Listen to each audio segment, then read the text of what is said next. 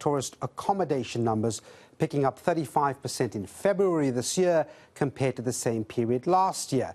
As I said, those figures coming from Stats SA. More guests in hotel rooms, essentially good news for the economy, but a new set of problems are throwing a spanner in the works. So we'll speak to Tshiphiwa Tshivhengwa. He's the CEO of the Tourism Business Council in South Africa. Tshiphiwa, thanks indeed for your time. So we are in a mini holiday month, if you like, with plenty of public holidays.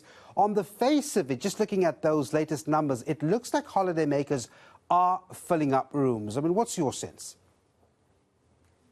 No, absolutely, and thank you for having me.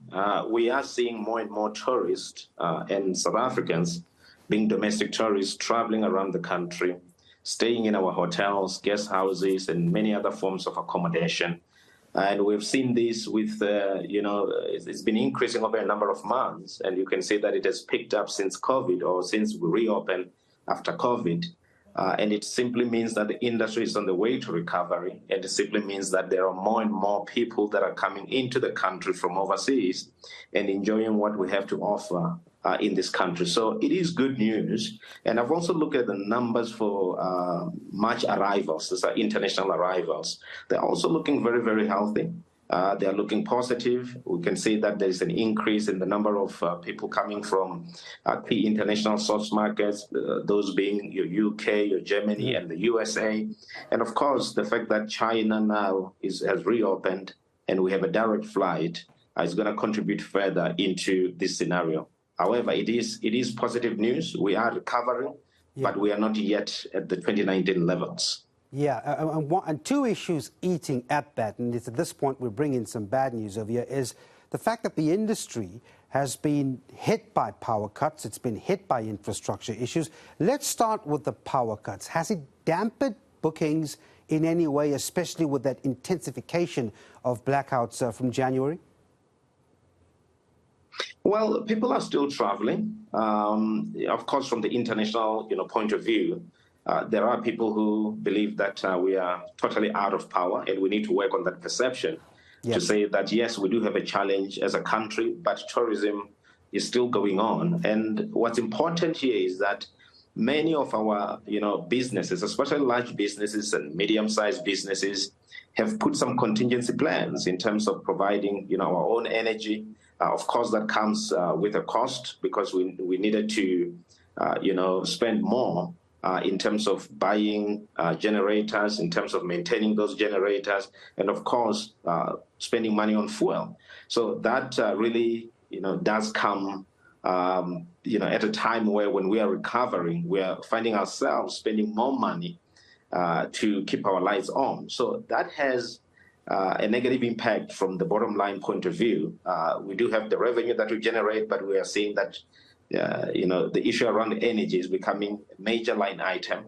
And when it becomes a major line item, it means that we cannot employ or generate employment as fast as we can, because we're spending more money on keeping the lights on. However, we are open for business.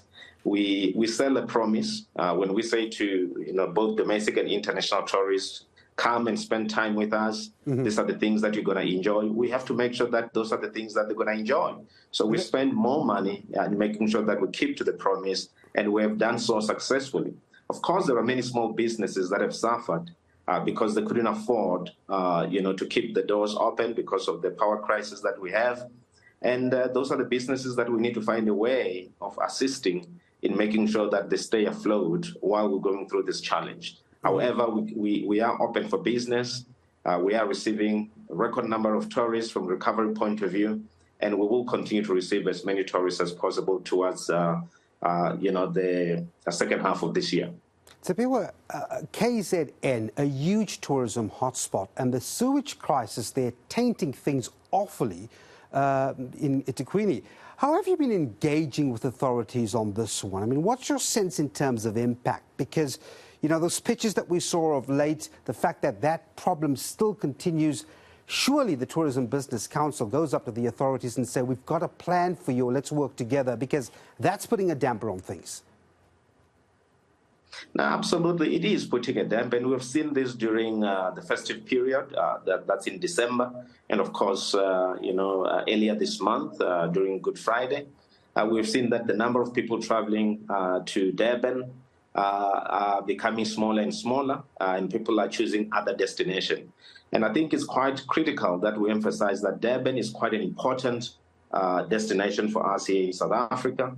And the fact that it's an important destination simply means that it is a destination of choice for many South Africans. It's a destination of choice for many international guests. And whatever problems that we have, we need to solve. And we also need to go to the international markets and, of course, to also our regional markets and communicate that we've solved the problem. It's safe to swim, in the beaches. And the fact that we had an issue with the infrastructure that deals with sewage is solved. I think it has to be communicated strongly. We have done so in the past.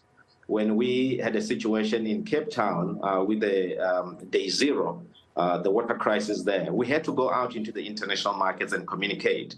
And I think the same needs to be done to make sure that we reposition KZN and Durban as a tourism attraction, and to communicate to the international markets that we have fixed the problem jointly between the private sector and the public sector. I want to come in there just in the interest of time very quickly, Tshiphiwa, and this is my last question to you. I mean, what is the Tourism Business Council's role specifically with areas around sewage there? Have you got something to offer? Do you stand in any way of actually trying to get the problem fixed in terms of the businesses themselves with government?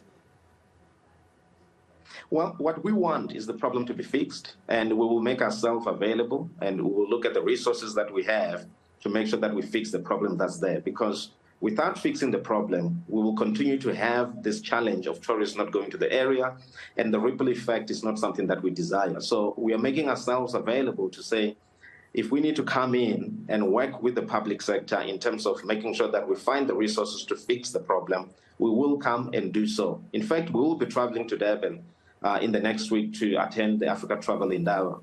And that's something that I'll be looking at to see who I can meet with, to find out what is the problem, how much it costs, and what is it that we can do from the tourism industry to fix the problem and make sure that we return to business. All right, Tshiphiwa Tshivhengwa, the CEO of the Tourism Business Council of South Africa, thanks very much indeed for talking to us.